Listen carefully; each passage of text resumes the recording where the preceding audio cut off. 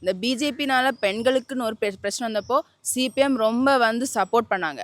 ரொம்ப நாங்கள் இருக்கிறோம் அப்படின்னு சொல்லி ரொம்ப தைரியமாக எங்களுக்கு தைரியம் பொண்ணுங்க தான் ஒதுங்கி இருக்கணும் அப்படின்னு இல்லாமல் நீங்கள் வரணும், உங்கள் வாய்ஸ் நீங்கள் ரைஸ் பண்ணணும்னு சொல்லி ரொம்ப எங்களுக்கு ஒரு உறுதுணையாக நின்று எங்களுக்கு சப்போர்ட் பண்ண சிபிஎம் அவங்க தான். எங்கள் ஊரில் தான் ஒரு மதுபான கடை இருந்துச்சு.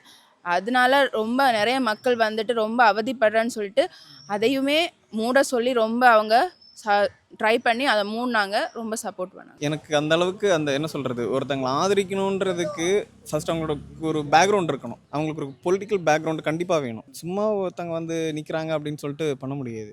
பிஜேபி கேண்டிடேட்டுக்கு ஒரு பொலிட்டிக்கல் பேக்ரவுண்ட் இருக்குது. பட் அந்த பேக்ரவுண்டில் அவங்க என்ன சாதிச்சாங்கன்றது கொஸ்டினாக இருக்கும்ல. இப்போது மற்ற பார்ட்டிஸ் கம்பேர் பண்ணும்போது இவங்க நீங்கள் சொல்கிற அந்த நாம் தமிழராக இருக்கட்டும், டிவிகேவாக இருக்கட்டும், இல்லை பிஜேபியாக கூட இருக்கட்டும், அவங்க என்ன பண்ணாங்கன்றது ரொம்ப பெரிய ஒரு கேள்வி.